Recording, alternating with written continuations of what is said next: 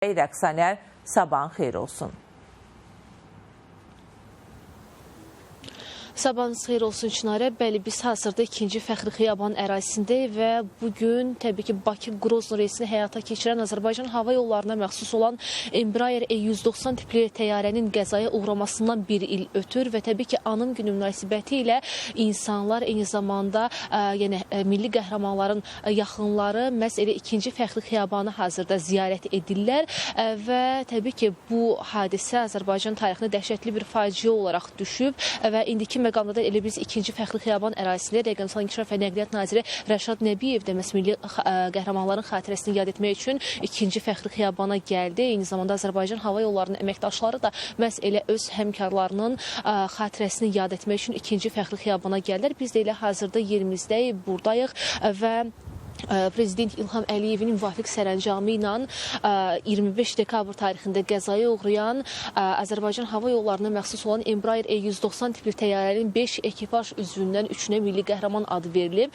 5 ekipaj üzvü olub ki, onlardan 3-nə dediyimiz kimi milli qəhrəman adı verilib və onlar həyatlarını itiriblər. İkisi isə 1-ci dərəcəli rəşadət ordeninə layiq görülüb. Bugün də milli qəhrəmanların ailə üzvləri eyni zamanda həmkarları və sıravi vətəndaşlar da məsələ 2-ci Fəxri Xiyabana gəlib onların xatirəsini yad edirlər və dediyimiz kimi hava gəmisinin kapitanı, köməkçi pilot, eyni zamanda təyyarə bələdçisi Hökümə Əliyeva da məhz bu dəhşətli faciə nəticəsində həyatını itirib və hadisədən bir il keçməsinə baxmayaraq hələ də onların əziz xatirəsi hər birimizin qəlbindədir və elə ayın 23-də də onların xatirəsinin əbədiləşdirilməsi üçün poçt markası da hazırlandı və buraxıldı. Eyni zamanda qeyd edim ki, bu baş verən hadisədən 25 dekabrda Azərbaycan hava yollarına məxsus olan təyyarənin qəzaya uğraması nəticəsində daha sonra elə istintaq işi aparıldı və Rusiyada səfərdə olan Azərbaycan prezidenti İlham Əliyev də səfərini yarımçıq qoyub vətənə qayıtdı və təcili müşavirə keçirdi.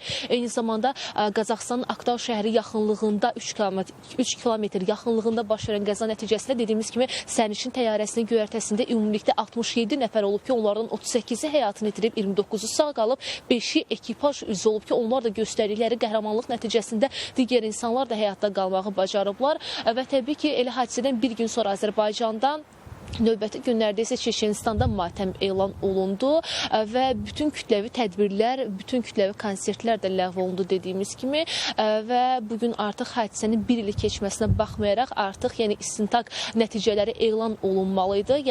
Protokol qaydalarına uyğun olaraq hadisədən 12 ay sonra bir ili tamam olduğu müddətdə istintaqın yekun nəticələri, araşdırmanın yekun nəticələri təqdim olunmalıydı. Bugün artıq bir il tamam olur, hələ də yekun nəticə təqdim olunmuyor və təbii ki, bu hadisə baş verdikdən sonra Prezident İlham Əliyevin Rusiyadan, Rusiya hava məkanında baş verib bu hadisə eyni zamanda Panser S-1 hücumuna məruz qalıb. Hava hücumundan müdafiə qüvvələrinin hücumuna məruz qalıb Azərbaycana məxsus olan təyyarə və nəticədə insanlar həyatını itirib və bu hadisə nəticəsində Prezident İlham Əliyevin Rusiyadan 3 əsas tələbi var idi. Birincisi bu idi ki, üzrxahlıq olunmalıdır Azərbaycandan və hadisə rəsmi şəkildə öz üzərlərinə götürməlidirlər, günahı öz üzərlərinə götürməlidirlər. İkincisi, təzminat ödənilməli idi Azərbaycana qarşı və bu hadisənin nəticələrin aradan qaldırılması yönündə işlər görülməli idi. Düzdür, hadisə baş verdikdən sonra Rusiya prezidenti Vladimir Putin İlham Əliyevə zəng etdi və üzrxahlıq elədi, amma hələ də o məsələnin rəsmi şəkildə üzərlərinə götürülməsi yönündə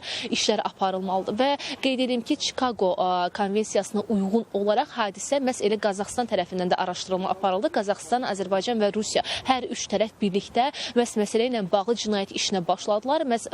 Araşdırma aparıldı. Eyni zamanda hadisə elə baş verdikdən sonra da Kasım-Comart Tokayevin müvafiq göstərişi ilə dövlət komissiyası yaradıldı. Eyni zamanda Azərbaycan prezidenti də ölkəyə gəldikdən sonra burada da müşavirə keçirildi və məsələ yönündə araşdırmalar aparıldı. Təbii ki, dəhşətli bir faciədir və artıq bu faciədən bir il ötür və biz hələ də nəticələrin, yekun nəticənin açıqlanmasını gözləyirik hələ də və indiki məqamda biz 2-ci Fəxri Xiyabanda yerimizi almışıq. Həlak olanların 3 milli qəhrəmanın, Səma qəhrəmanlarının xatirəsi bugün yad olunur. 2-ci fəxri xiyabanda dəfn olunub. Onlar və Azərbaycan milli qəhrəmanı adına layiq görülüblər. Elə onlar arasında gəmi kapitanı, köməkçi pilot, eyni zamanda bələdçi Hökümə Əliyeva da yer alıb. Onun bir ifadəsi var idi. Elə hadisə baş verdikdən sonra da bütün mediada paylaşıldı. Həmin görüntülər hər birimizin xatirəsinə həkk olundu. Hər şey yaxşı olacaq ifadəsini deyirdi ki, bu da artıq elə baş verən faciənin belə deyək simvollarından birinə çevrildi. Və biz hazırda elə 2-ci fəxri xiyabanda yerimizi almışıq. Ziyarətlər davam edir. Biz ən son məlumatları da diqqətinizə çatdırmağa çalışacağıq. Hələlik isə bizdən bu qədər, söz yenidən sizdədir. Təşəkkürümü bildirirəm. Ətraflı məlumatı bizə çatdırdığına görə Rəqsanə və 2-ci fəxri xiyabana ziyarət davam edir.